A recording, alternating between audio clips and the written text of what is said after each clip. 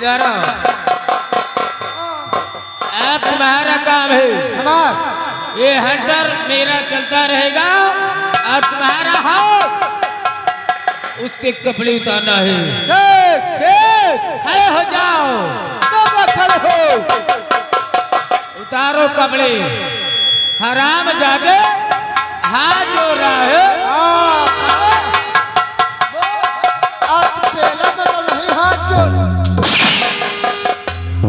कपड़ा उतारे में हाथ जोड़ रहे हो। चलो खड़े हो।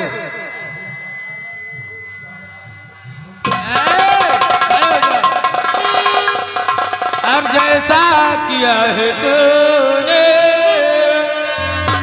क्या है ना हम कुछ नहीं किए। अच्छा नहीं किया ये अवर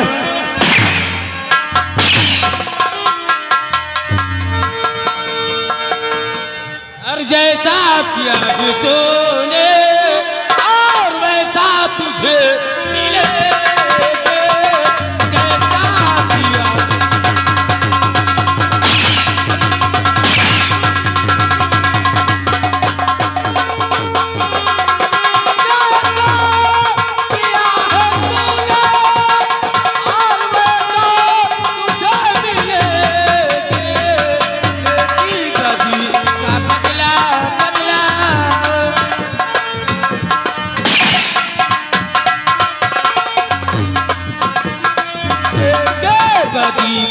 बदला बदला तुझको सजा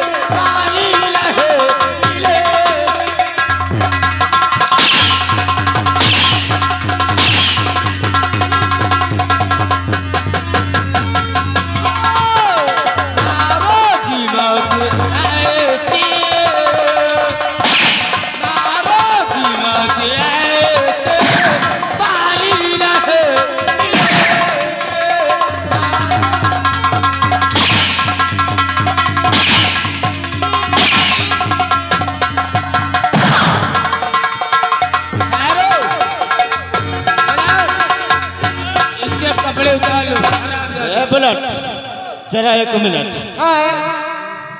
काली चरण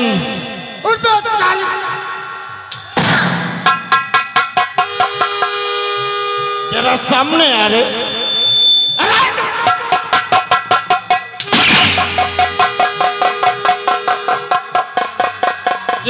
साले फुटा साले टकल हाथ तेरी इतनी हिम्मत कि हमने पहलिया का साथ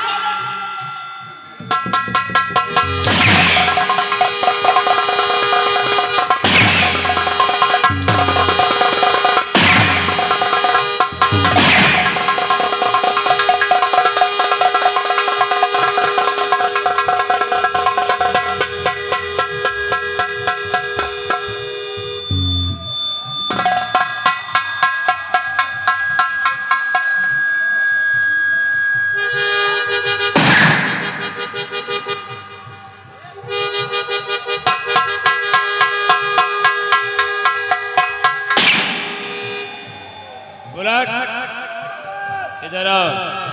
जी साहब इधर आओ। अफसोस इनसे तुम मिलो। मैं जितना कह रहा हूँ उतना कर। इसके बदन पर जितने भी वस्त्र हैं एक एक करके सारे वस्त्र उतारे जाए। ये मेरा हुक्म है। इज्जत खराब हो जाएगी यार। अच्छा अरे आप ठाकुर हैं, इज्जत खराब मत करो यार। बड़े इज्जतदार हैं।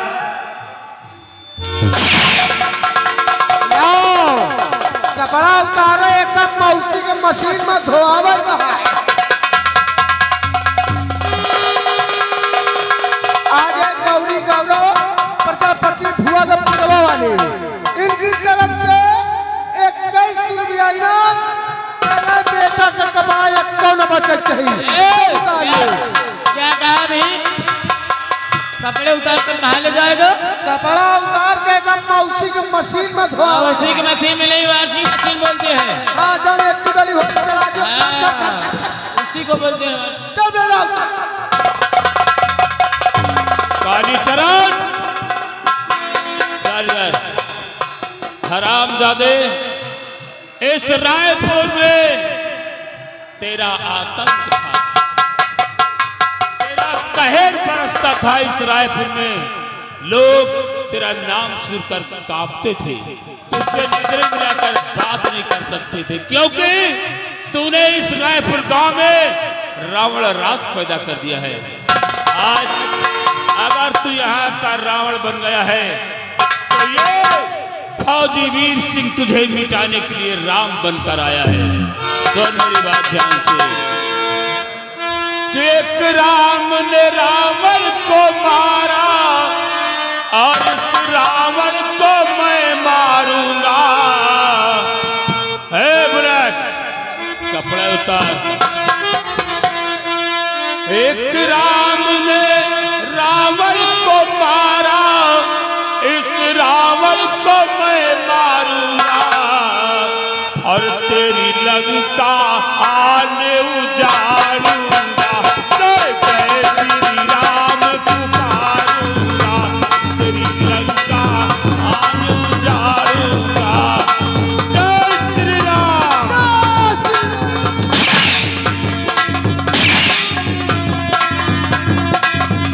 एक राम ने रावण को मारा, इस रावण को मैं मारूंगा, तेरी लंका आन उजाड़ूंगा।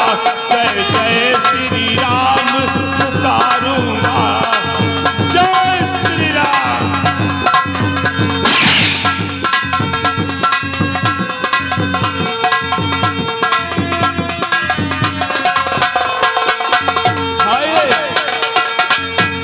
अनोखी रीत ये भैया इस नीले आकाश तले, लोग तो एक बार चले पर रावण हर साल चले।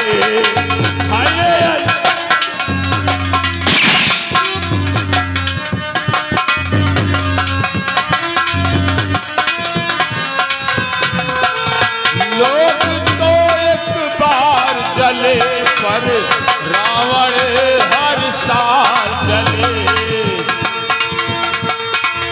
अब की बरस इस धरती से मैं ये बोझ उतारूंगा, तेरी लंका आन उजाड़ूंगा। जय जय श्री राम पुकारूंगा। जय श्री राम।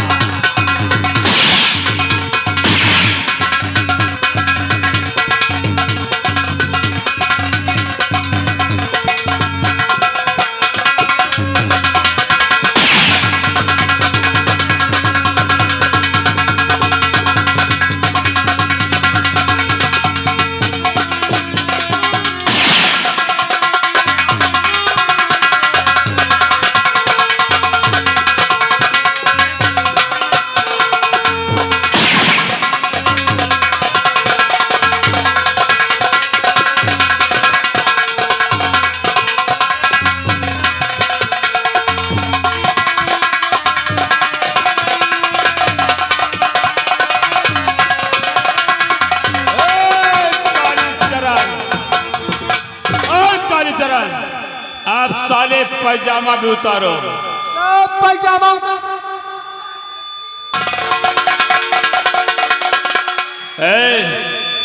जूते का नाम किसने लिया बे? किसने लिया?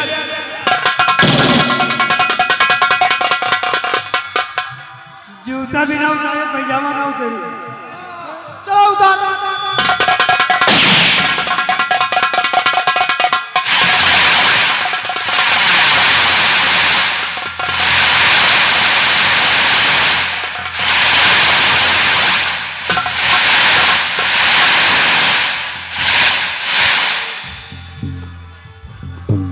बे नौटंकी, ये साले क्या तमाशा दिखा रहा है बे?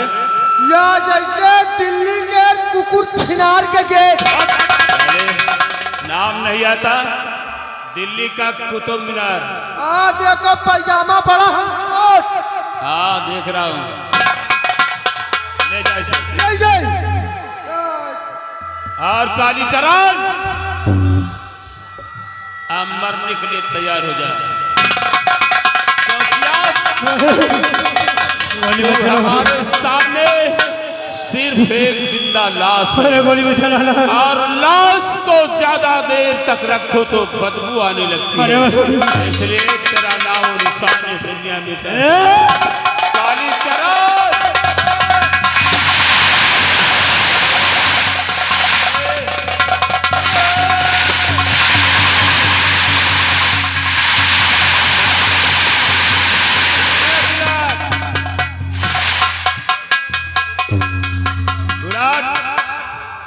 खोल दो इन हरामजादों को, नहीं मर जाएगी वो देव। हाँ नहीं साले बेचारे मर जाए। खोल दो उनसे।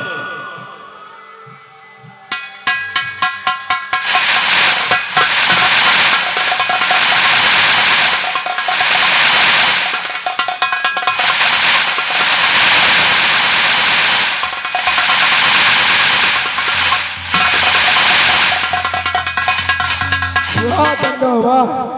और ज्वाला सिंह, आज तू मेरे हाथों से बचकर नहीं जा सकता। आज मैं तेरे हाथों में हथकड़ी पीना कर सलाखों के पीछे जरूर डालूंगा। मगर क्यों? इसलिए कि मैंने कानून के सामने कालीचरण सिंह का खून किया है, इसलिए।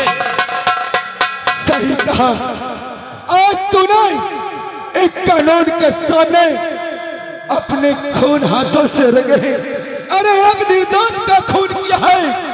और क्या बिगाड़ा था, अरे क्या दुश्मनी थी तेरी जो ठाकुर कालीचरण को मौत के घाट कर दिया। इंस्पेक्टर साहब, अगर आप जानना ही चाहते हैं तो सुनिए कि मैंने कानून की नजरों के सामने कालीचरण का खून क्यों किया। मैं जानना चाहता हूँ। सुनो, मैं भी तुम्हारी तरह कभी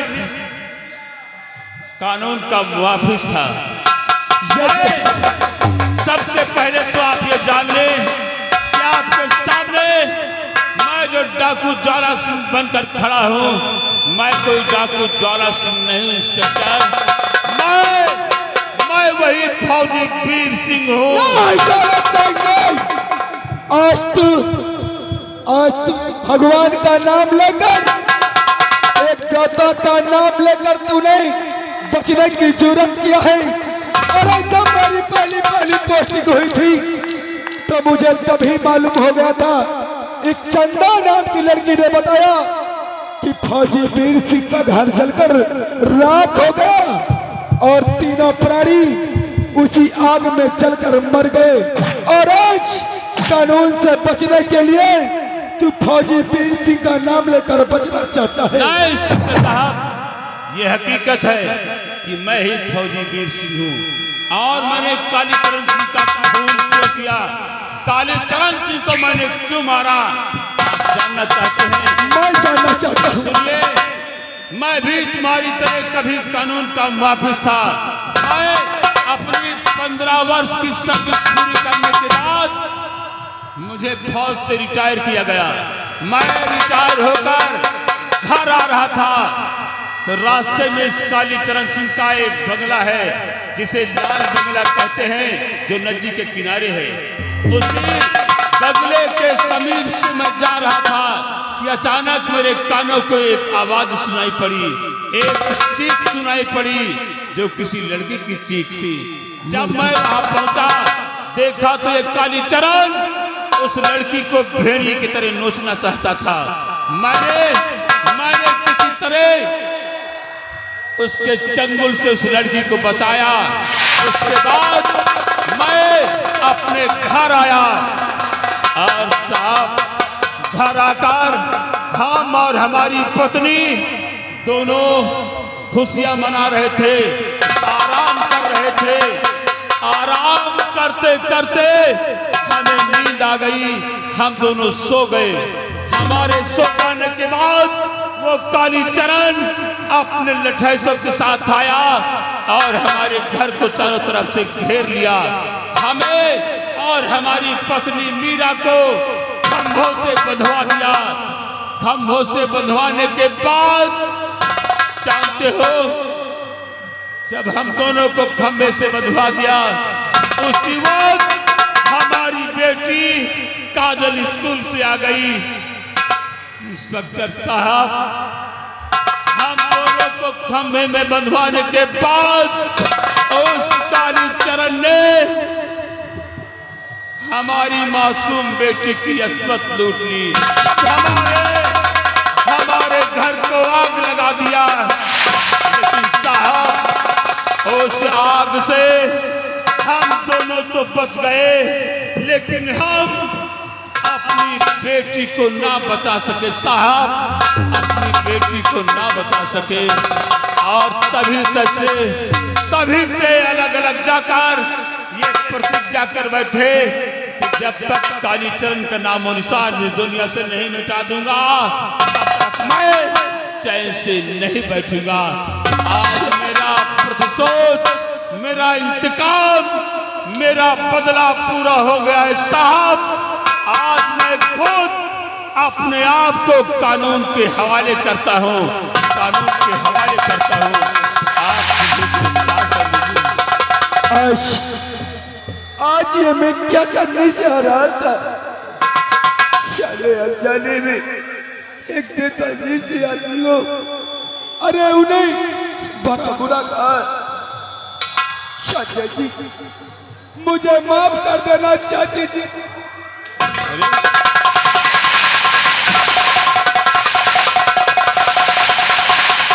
स्वामी जी, ये कौन है?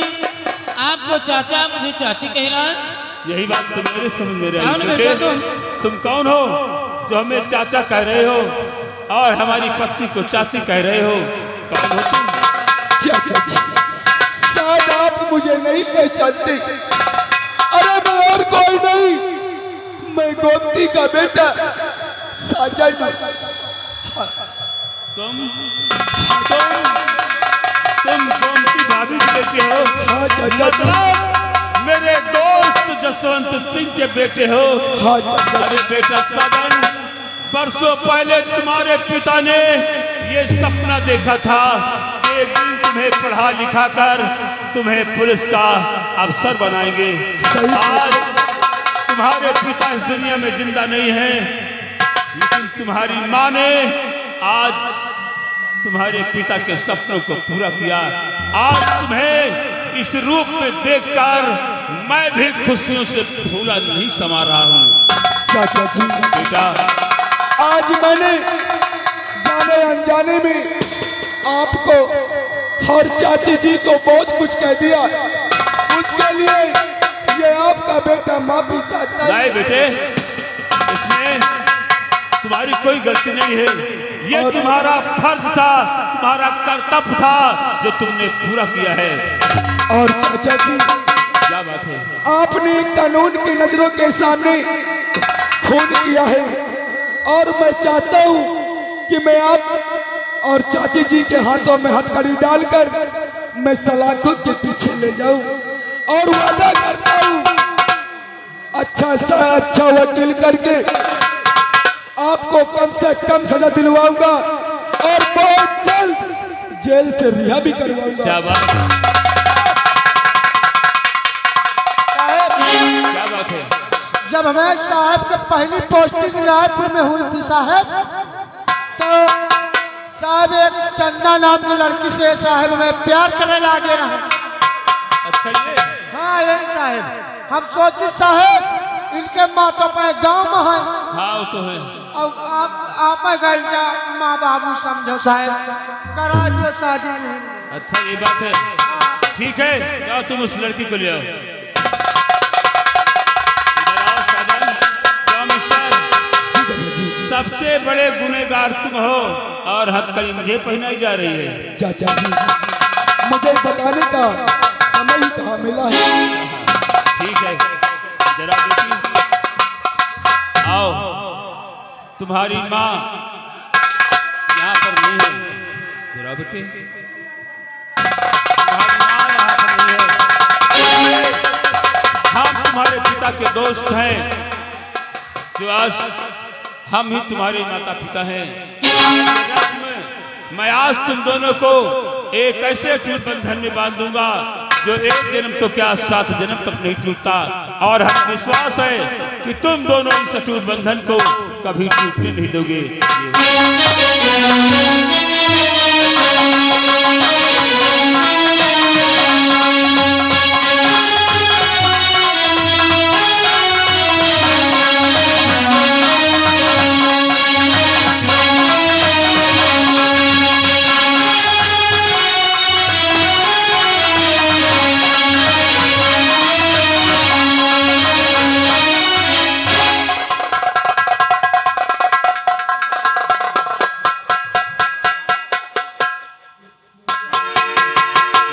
साहब, आप अपना फर्ज पूरा करेंगे।